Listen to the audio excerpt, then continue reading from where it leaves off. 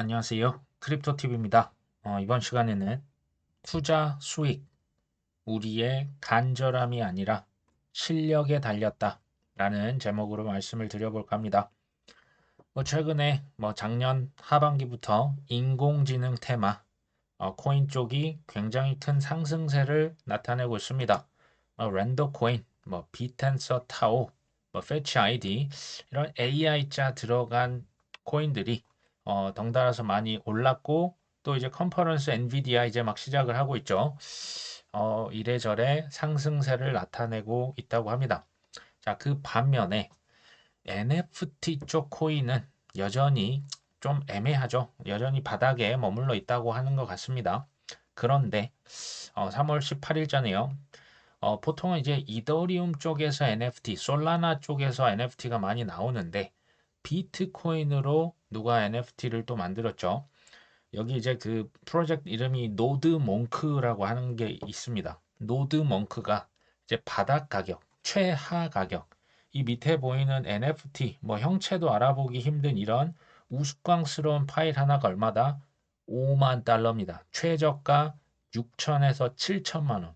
이해되십니까? 이게 이제 지루한 원숭이라고 하는 이제 BAYC라고 하는 이 NFT 바닥 가격보다 오히려 더 비싸져 버렸다고 합니다. 자, 슬슬 코인 쪽에 들어온 물이 이제 NFT 쪽으로도 흘러가고 있네요. 작년 10월 기사입니다. NFT가 진짜 다 죽었다. 그래서 땅에 묻혔습니다라는 그 제목이고요.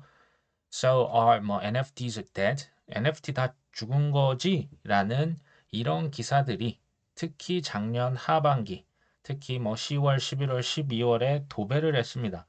자, 이 그 기사 역시도 2023년 NFT는 느리면서 고통스럽게 다 죽었다. 자, 대부분의 NFT는 뭐다? 가치 없는 쓰레기다. 이런 표현이 있습니다. 다 무너져 버렸다. 그랬을까요?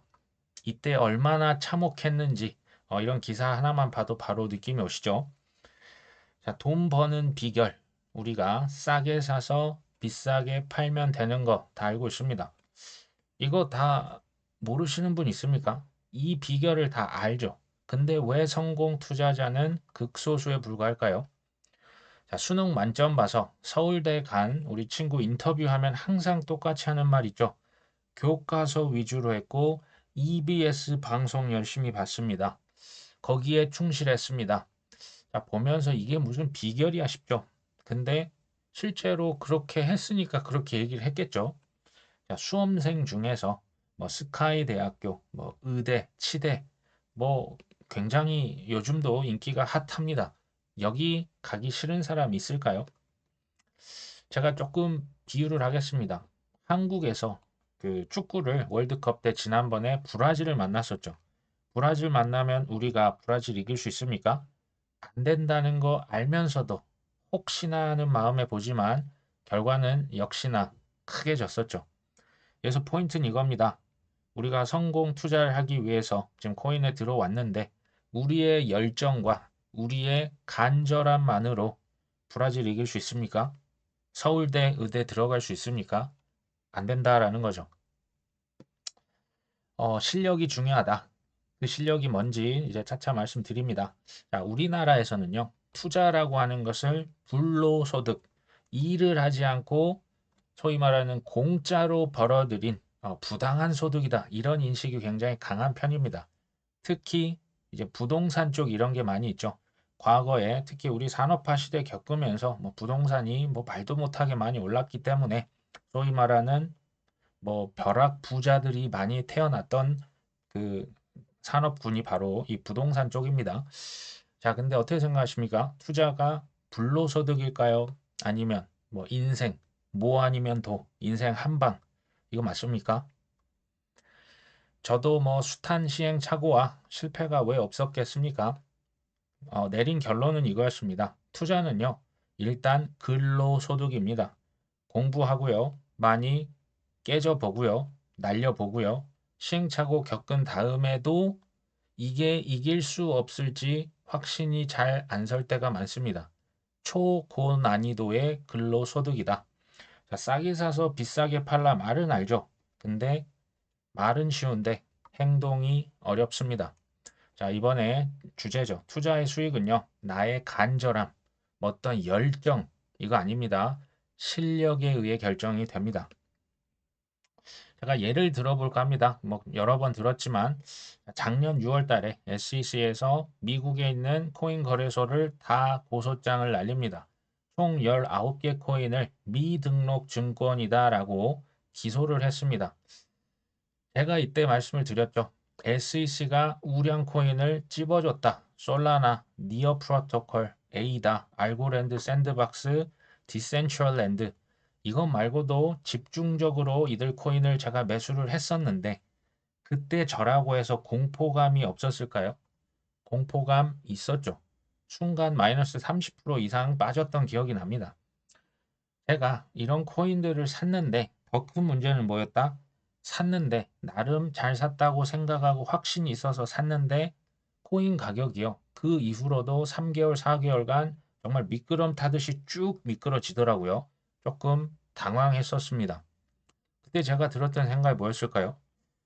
이거 좋은 코인 맞겠지? 라고 순간 왜 이러지? 의심이 들었습니다. 그때 제가 스스로에게 던졌던 질문은 이 두 개입니다. 첫 번째, 이거 좋은 코인 맞아? 펀더멘탈 튼튼한 거 맞아? 투자자들 뭐 쓰임새, 특장점 있는 코인 맞아? 제 대답은 yes였습니다. 자, 두 번째 질문. 이거 저평가된 거 맞아? 이 질문도 yes였죠. 아주 심각하게 저평가가 됐었고요. 심지어 샀는데 가격이 더 떨어졌다. 그래서 그냥 추매를 했습니다.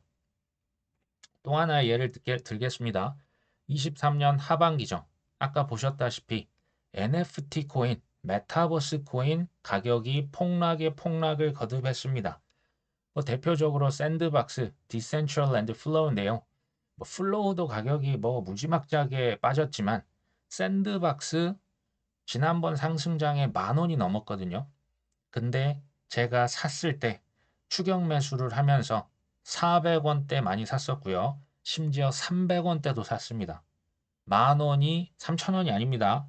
300 얼마 400원까지 떨어졌을 때까지 추격 매수를 했다. 근데 이제 사면서 이거 가격이 빠져도 이거 정말 너무 빠지는데 할 정도로 빠졌었죠. 사실 지금도 NFT 코인들 가격이 그렇게 신통치는 않죠. 아까 보셨다시피 NFT 메타버스는 죽었다. 이때 당시 기사글이 영어든 한글이든 정말 도배를 했었습니다. 제가 그때 당시만 해도 디센트럴랜드 플로우 코인을 가지고 있었지만 샌드박스는 사실 없었거든요. 이때 산 겁니다. 좋은 코인이 맞나? Yes. 저평가된 거 맞나? 엄청나게 저평가였죠. 그래서 샌드박스, 디센트럴랜드 플로우를 추매하고요. 샌드박스도 적지 않게 샀었습니다. 사실 6월부터 샀는데요. 이 추매를 계속 6개월간 추매를 했습니다. 분할 매수로. 바닥이 제가 어딘지 모르기 때문에 이렇게 그냥 계속 샀었죠. 결과적으로 평균 단가가 굉장히 많이 낮아졌었고요. 어느 순간 이 손실에서 그 수익권으로 넘어가더라고요. 그 이후에는 제가 이걸 몇 개 들고 있는지 이게 얼마가 됐는지 잘 모르겠습니다. 해외 거래소도 있고요. 신경을 사실 잘 안 쓰고 있죠. 어찌됐건 작년 6월 달에는 그렇게 이 미등록 증권, 이 코인들을 공격하더니 12월 28일자, 작년이죠. 이런 그 SEC가 19종 이 찍었던 코인들이 수익률이 훨훨 날았다. 솔라나 470%, 니어 180%, 인터넷 컴퓨터. 근데 이거 이제 작년 12월이고요. 지금은 이 솔라나나 니어나 지금 이때 가격보다 한 최소 3배, 4배 이상 더 올랐습니다. 엄청난 상승이 일어났던 거죠. 그러니까 이제 싸게 산다는 게 이런 거라는 걸 말씀을 드리는 겁니다. 언론상에서 끝났다. 얘네들 다 상패 낼 거다. 이 불안이 항상 극에 달할 때가요. 좋은 코인 사기에 너무나 좋은 기회가 됩니다. 이게 다 과거에 일어났던 일이라고 하실 수 있겠죠. 자, 앞으로 이런 일 없을까요? 아마 더 많이, 생각보다 많이 나타날 겁니다. 제가 뒤에 안 좋은 얘기들은 또 말씀을 드릴게요. 최근에 각광받고 있는 인공지능, 뭐 밈코인, 게임코인, 뭐 뜨거워도 이렇게 뜨거울 수 있나 싶을 정도로 핫합니다. 작년부터 지금까지 뭐 이제 한 번씩 뭐 이게 조정도 아닌 조정을 겪으면서 계속 올라가고 있죠.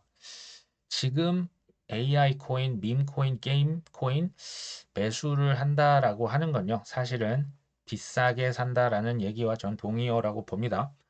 이 코인들을 사서 돈을 버시려면 딱 한 가지입니다. 지금 비싸게 어느 정도 좀 오른 가격, 뭐 이게 거품이다, 뭐 끝이다는 모르겠습니다. 근데 어찌됐건 비싼 가격이라는 것은 저는 그렇다고 보거든요. 지금 이 가격에 산다면 이 비싼 가격보다 더 비싸게 팔아야만 수익입니다. 이해되시죠? 자, 주식, 부동산 뭐 똑같습니다. 처음에 과열이 됐다가 거품이 오죠. 거품이 막 쌓이다가 결국 꼭지를 어느 순간 팡 찍고 이제 시장이 서서히 냉각되면서 이제 하락장으로 접어들고 패닉셀이 나옵니다. 이제 마지막 투항, 항복을 한 다음에 이제 뭐 사실 다 죽은 것 같았다가 또 시간이 지나면 다시 과열이 됩니다. 이게 무한 반복이 되는 거죠. 이게 사이클입니다. 저는 코인은요, 싼 영역은 이미 지났다라고 생각합니다. 바닥은 이미 지났고요. 무릎도 이제는 지났습니다. 반면에 최고점입니까? 지금 어깨일까요? 아니면 뭐 머리 끝까지 지금 왔습니까? 그것도 저는 아직은 아니다라는 생각이 듭니다. 그렇기 때문에 지금 매수는 쉽지 않습니다. 그러니까 쉽지 않고 애매하면 저 같으면 사실은 이제 좀 기다리거든요. 쉽지는 않습니다. 이 기다린다는 게. 반면 일부 뭐 AI 밈 코인이 아니라 일부 뭐 플랫폼 코인들 뭐 레이어 1, 레이어 2 뭐 디파이 코인 중에서도 상대적으로 굉장히 저평가 받고 있는 코인들은 여전히 있습니다. 그런 것들은 이런 조정 받을 때 적당히 더 추매를 하는 것도 전 방법이라고 봅니다. 그리고 이제 결정적으로 이제 뭐 1분기 거의 뭐 이제 지났죠. 이제 4월, 5월, 6월. 제가 볼 때는요. 이때 폭등도 나올 수 있고요. 폭락도 나올 수 있습니다. 이때가 저는 큰 매수의 기회 한 번 정도 저는 올 수 있다고 보거든요. 자, 폭등이 얼마나 되는지, 특히 이더리움 ETF가 어떻게 될지 또 뒤에 제가 설명을 드리겠지만 경기 침체의 가능성, 주식의 폭락 가능성도 얼마든지 있거든요. 사실 일론 머스크와 샘 알트만이 인공지능의 상용화가 이게 최소 5년에서 한 10년은 걸릴 것이라고 얘기를 한 바가 있습니다. 자, 인공지능 주식에 투자를 해서 돈을 벌려면 앞으로 이런 세 가지 방법이 있습니다. 자, 첫 번째, 사실은 과거에 아무도 주목하지 않았을 때 소액, 소액 매집이 아니고요. 대량 매수했었어야 합니다. 그게 이제 인공지능 주식으로 돈을 버는 방법이죠. 큰 돈을 벌기 위해서 아무도 주목하지 않았을 때 싸게 대량 매수. 두 번째 뭘까요? 지금 샀다고 가정을 하겠습니다. 뭐 엔비디아가 됐건 뭐 마이크로소프트가 됐건 샀다면 5년에서 10년 있으면 이제 그냥 뭐 일부 뭐 어떤 특별한 기업만 사용하는 게 아니고요. 우리 지금 핸드폰 쓰는 것처럼 일반인들, 좀 중소기업들, 사회에서 이제 인공지능을 다 사용하게 되려면 5년에서 10년 걸린다고 했지 않습니까? 그러면 5년에서 10년을 기다리면 됩니다. 자, 두 번째 이해되시죠? 세 번째, 비싸게 샀다면 지금 산 가격보다 더 비싸게 이 시장을 빠져 팔고 나오시면 됩니다. 제가 볼 땐 1번이 제일 안전하고요. 1번이 제일 수익률이 확실합니다. 이해되시죠? 저라면 그래서 지금은 인공지능 주식이나 코인을 안 살 것 같습니다. 자, 코인 투자가 인공지능 이 주식과 뭐 다를까요? 원칙은 전 똑같다고 보거든요. 코인 투자로 돈 벌려면 똑같죠. 과거가 됐건 지금이 됐건 아무도 주목하지 않는 우량 알트코인, 우량 코인을 뭐 대량 매수해야겠죠. 이게 가장 안전 마진을 확보하면서도 고수익을 노릴 수 있는, 그러니까 하락폭은 적고요. 상승폭은 크게 가져갈 수 있는 가장 우량한 방법이 1번입니다. 2번, 인공지능은 5년에서 10년 기다렸다 치면 이 지금 코인 투자는요. 뭐 지금 저평가된 코인을 잘 샀다면 사실 5년, 10년이 아니라 1년에서 지금 제가 볼 때 한 1년 반, 뭐 맥스 2년 정도 기다리면 아주 큰 상승 물결이 올 거라고 저는 봅니다. 세 번째, 비싸게 사서 더 비싸게 팔고 나오시면 되겠죠. 이게 이제 1번, 2번, 3번을 제가 하나씩 좀 이제 살펴보려고 합니다. 이 세 가지 중에 가장 큰 실력이 필요한 방법, 가장 어려운 게 뭘까요?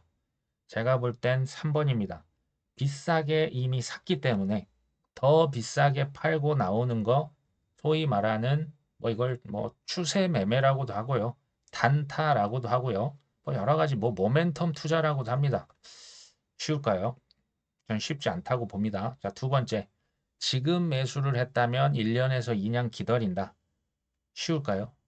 1년에서 2년. 뭐 이제 오래되신 분들이야 이 변동성. 그럼에도 쉽지 않죠. 특히 뭐 작년 하반기 뭐 올해 이렇게 들어오신 분들 같은 경우는요.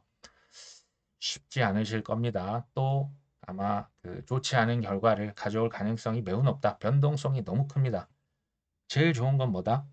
제일 쉽고요. 제가 생각했을 때 제일 안전한 방법, 수익률 제일 크게 가져갈 수 있는 방법.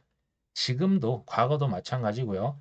아무도 주목하지 않고 있는 우량 코인을 찾아내셔야 합니다. 그것을 뭐 이제 분할 매수로 대량 매수를 하시는 게 가장 쉬우면서도 우량한 방법입니다.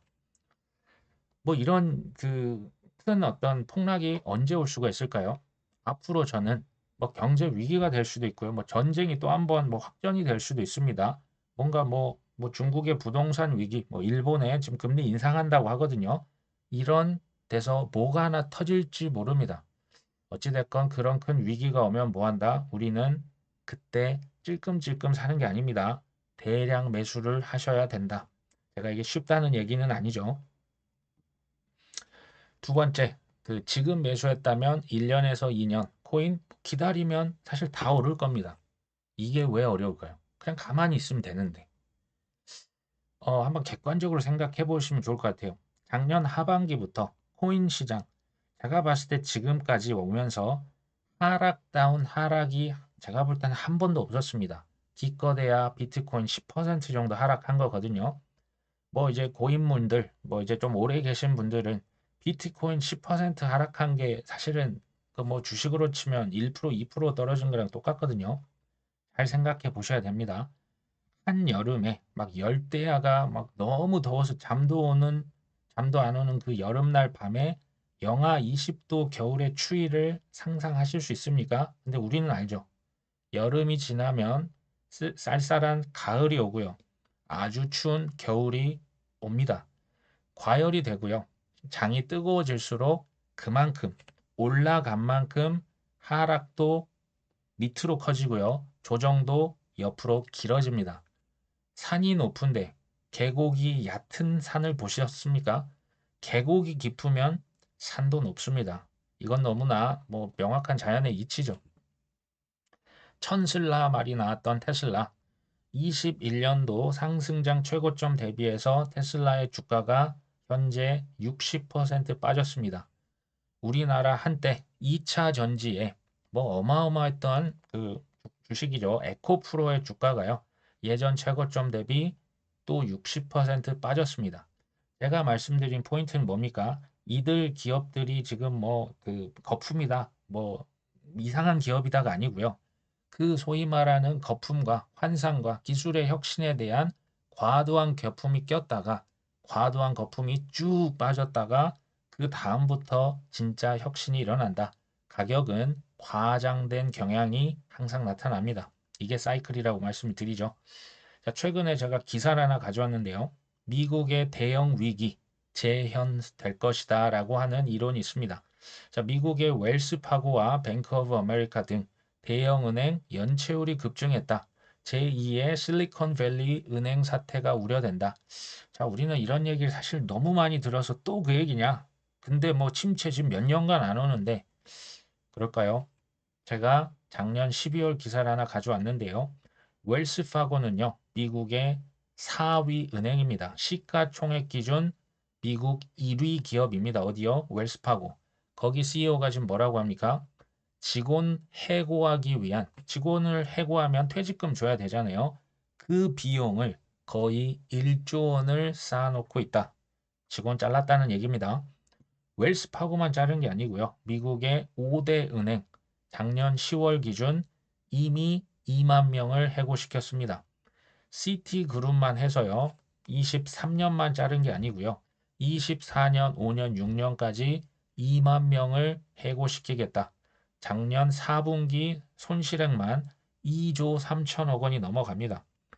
월가 미국만 그런 게 아닙니다. 글로벌 은행들 올해 6만 2천 명, 그러니까 작년이 되겠죠. 6만 2천 명을 해고시켰습니다. 금융위기 이후 최악이다. 자, 웰스파고의 CEO가 또 뭐라고 합니까? 상업용 부동산 쪽에서 은행 피해가 클 것이다. 사실 웰스파고도 타격이 엄청 컸습니다.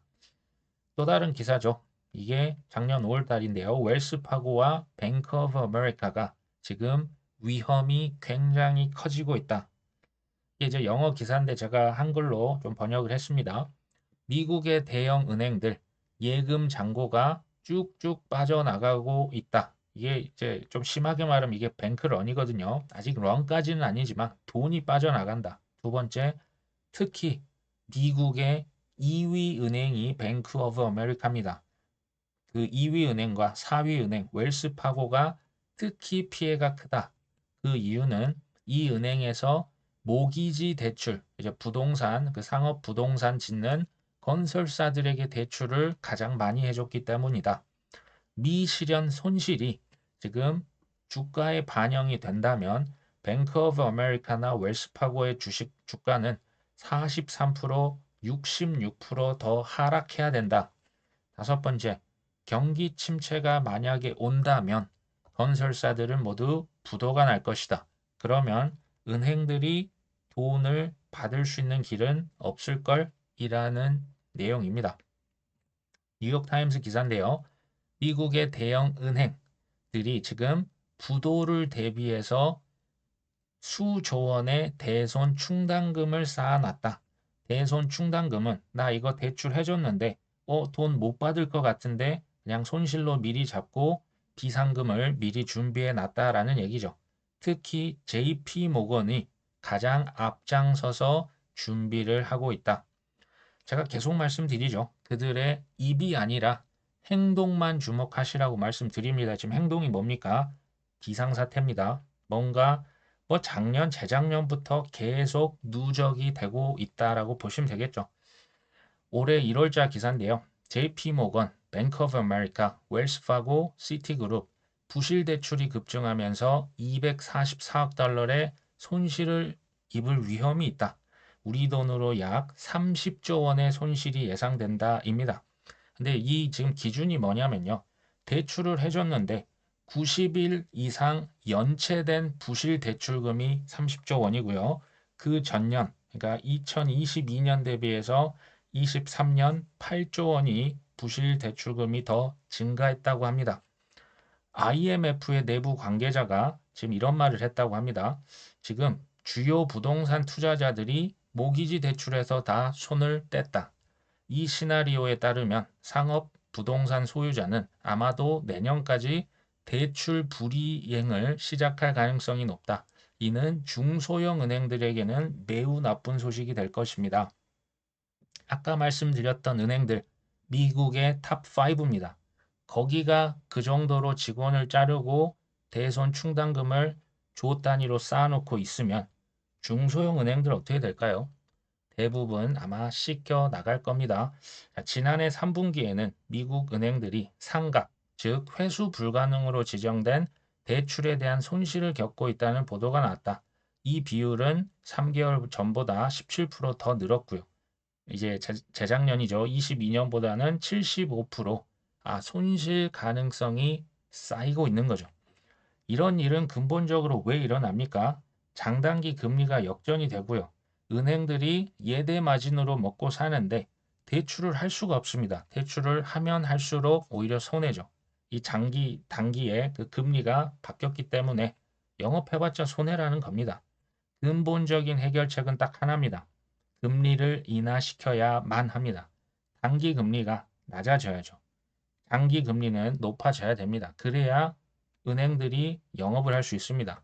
그런데 연준에서 금리 인하 했습니까? 아직 안 했죠. 경기 침체를 기다리고 있는 거 아니냐 이런 뉘앙스를 강하게 봤습니다. 작년 재작년 2021년이었네요. 인플레이션은 일시적이다라고 했던 연준 파월 의장 이 발언으로 2년 동안 욕을 먹었습니다. 인플레이션이 일시적이었습니까? 지금까지도 이어지고 있습니다. 자, 지금과 그런 상황을 한번 생각해 보시면요. 지금 애매하게 금리를 인하시키면 어떻게 될까요? 물가 다시 이제 치솟아 버리면 그때 또 어떤 욕을 먹겠습니까? 전 세계의 중앙은행입니다. 신중해야죠. 그렇다면 경기 침체가 발생하고 미국의 주식이 한번 크게 떨어졌을 때 금리를 인하하는 게 명분이 있지 않겠습니까? 아, 우리 연준 파월 의장이 또 우리를 구하러 오는구나. 환영한다. 명분이 중요하지 않을까 싶습니다. 일본에서 마이너스 금리가 3월 혹은 4월 달에 이제 끝이 날 것이다 라고 지금 기사가 떴습니다. 중국의 대표적인 그 부동산 위기와 마찬가지로 일본의 금리 인상은 회색 코뿔소가 될 수 있습니다. 다 알고 있는데요. 막을 수 없는 위기를 뜻합니다. 사실은 지난 17년간 N저였죠. 무제한으로 양적 완화를 지금까지도 하고 있습니다. 다른 나라는 금리 올렸잖아요. 일본은 지금도 거의 마이너스 금리로 머니 프린터를 계속 정말 어마어마한 돈을 찍었습니다. 당연히 N저겠죠. 이 N저 일본 사람들이요. 엔화 가지고 있으면 뭐 합니까? 수익도 안 되고 돈도 안 되니 이 엔화로 미국이나 유럽에 있는 주식을 사고요. 채권과 부동산을 엄청나게 매입합니다. 몇 년 동안? 지난 17년 동안. N 고가 되면 어떻게 됩니까? 금리가 마이너스에서 이제 살짝이지만 플러스로 전환이 된다면 미국이나 유럽에 있던 주식 채권 그간 좋았죠. 달러가 계속 강세였잖아요. 유럽도 오르고 주식도 오르고 미국의 채권도 올랐죠. 거기서 이제 시세 차익 또 이제 그 이자 수익도 다 받았겠죠. 근데 이것을 이제 팔고 엔화가 이제 다시 올라가겠죠. 엔화의 가치가 서서히 올라갈 겁니다. 그 엔화 환차익이 발생하는 거죠. 이게 이제 큰 그 항공모함인데요. 이 17년 동안 사실 지난 20년, 30년간 갔던 게 이제 드디어 플러스로 전환이 되고 금리를 바꾸면서 엔화의 가치가 조금씩 올라갈 겁니다.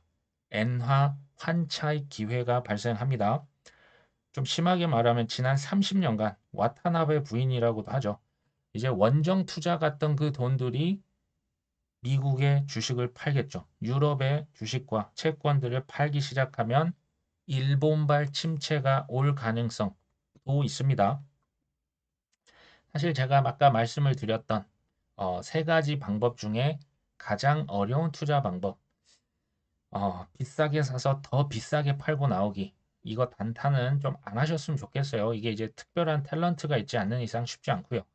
지금 매수했다면 1년에서 2년을 기다린다. 좋은데요. 엄청나게 큰 폭락이 왔을 때 이거 견딜 수 있으십니까? 이게 굉장히 중요한 관건이 될 수 있다.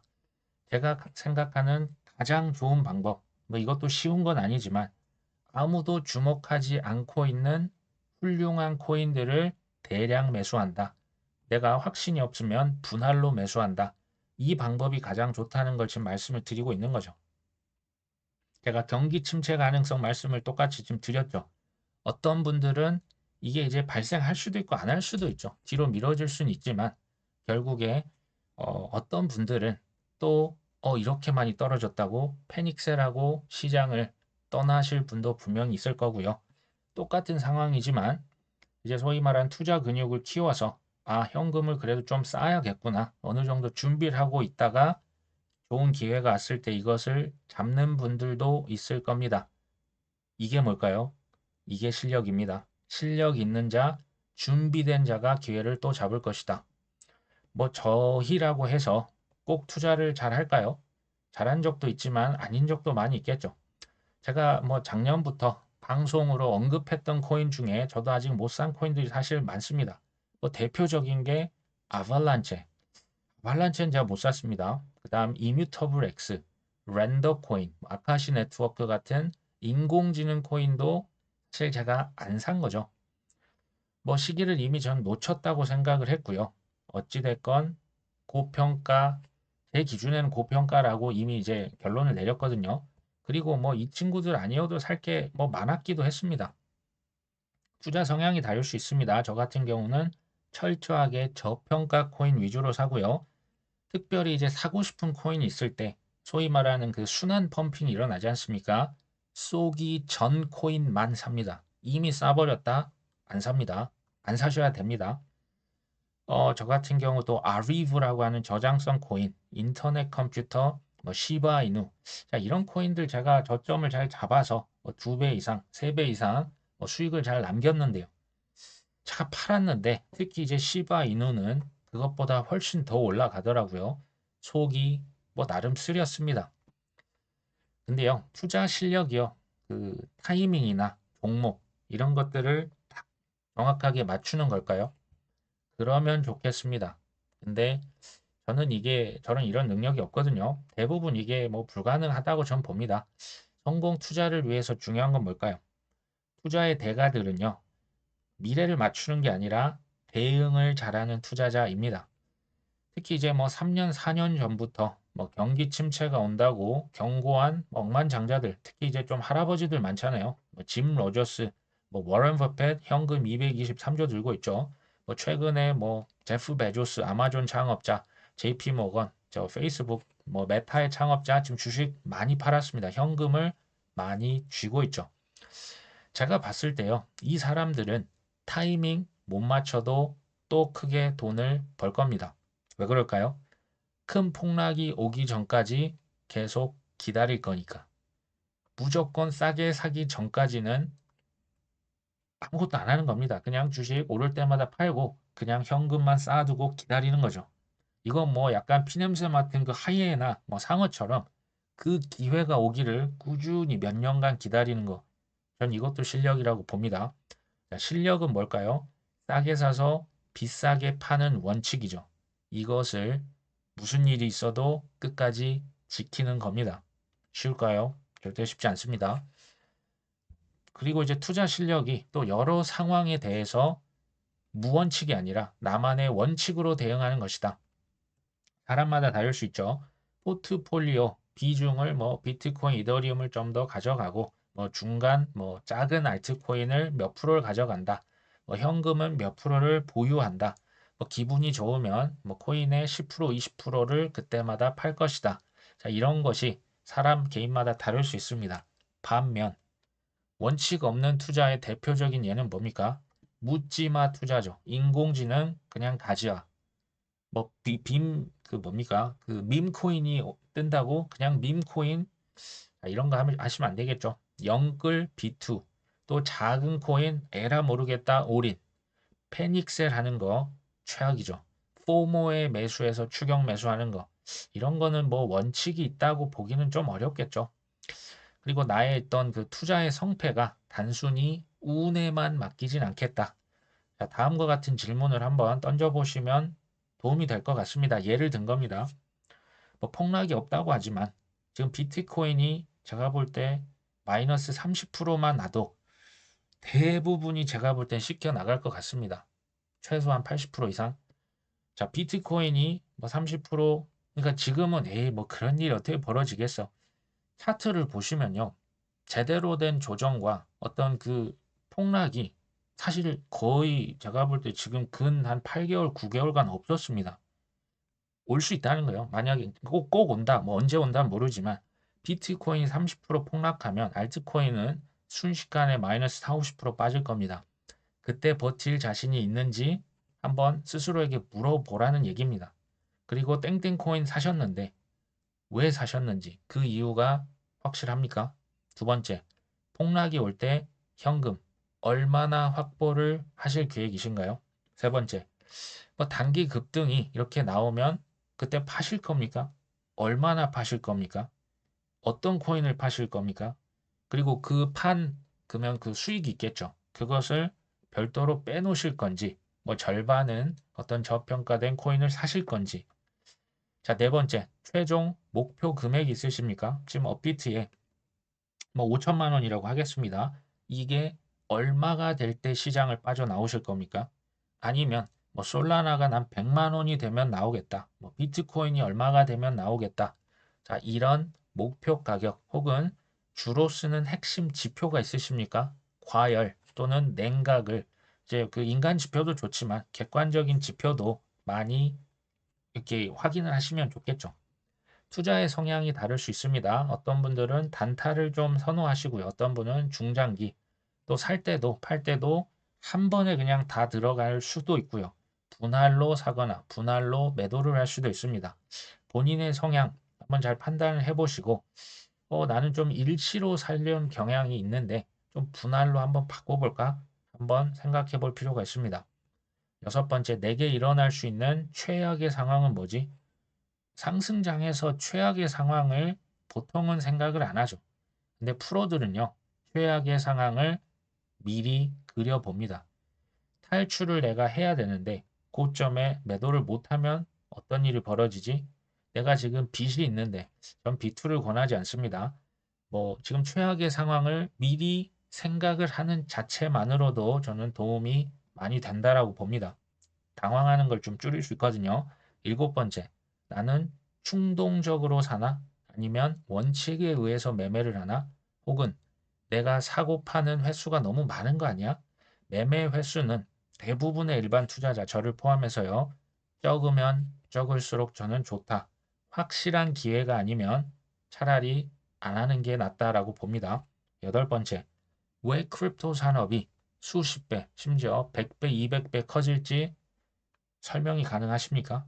아홉 번째, 돈보다 더 중요한 가치가 내게 있습니까? 제가 이걸 넣은 이유는 간단합니다.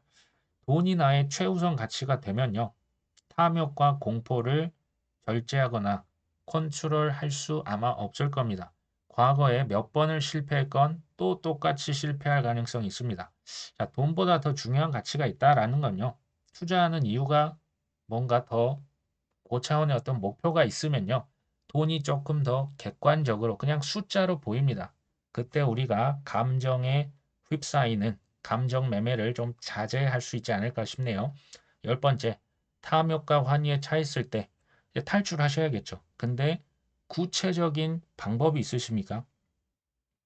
왜냐하면 이제 코인 매일 뭐 비트나 뭐 비썸이나 이런 창을 보시는 분들은 이게 너무 빠져 있기 때문에 좀 객관적인 어떤 지표나 목소리를 듣기가 어려우십니다. 예를 들면 뭐 배우자한테, 자식들한테, 부모들한테 나 좀 코인 투자했는데 자랑하고 싶을 때 가끔 있습니다.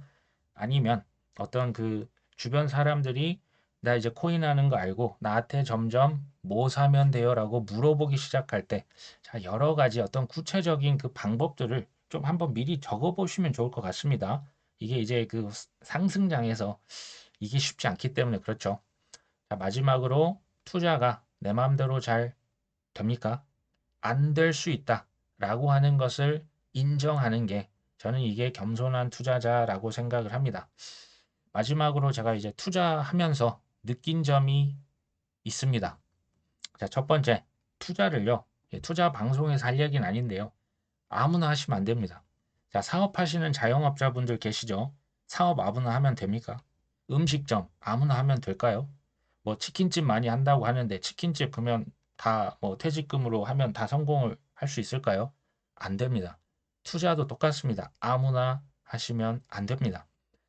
그리고 선천적인 성향과 기질을요, 무시를 못 합니다.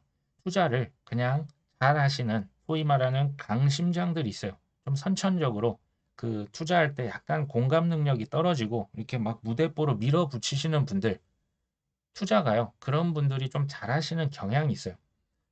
세 번째, 후천적인 성공 투자 가능합니다. 대신에 뼈를 깎는 노력이 필수입니다.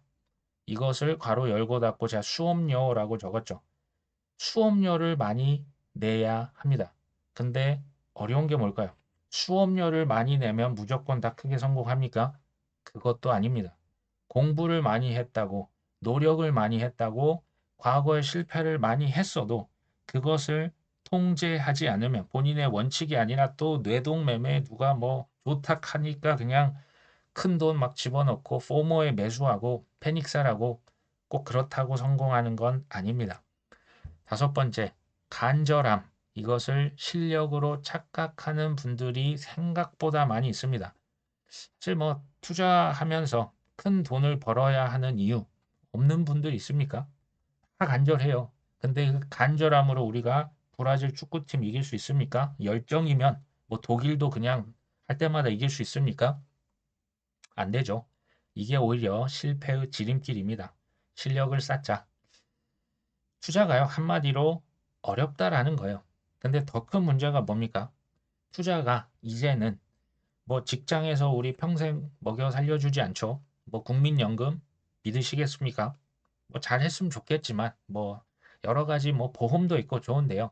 이제 투자는 제가 보면 이제 뭐 100세를 넘어 120세, 150세 세대 얘기가 나옵니다. 필수 중에 필수가 돼버리고 말았습니다. 자, 크립토 TV 저희가 운영한 이유는 간단합니다. 목표를요. 실패자와 나고자 생각보다 많습니다. 근데 저희가 뭐 어떻게 다 할 수는 없지만 저희는 사실 리딩방이 아니거든요. 뭐 종목을 추천하고 언제 사세요, 언제 파세요, 지금입니다. 그런 방송은 저희가 아닙니다. 하지만 실패자와 나고자의 퍼센티지를 10%라도 줄이는 데 목표가 있습니다. 소위 말하는 투자 근육을 좀 길러드리고 좋은 그 펀더멘탈 정보를 드리고자 함이죠.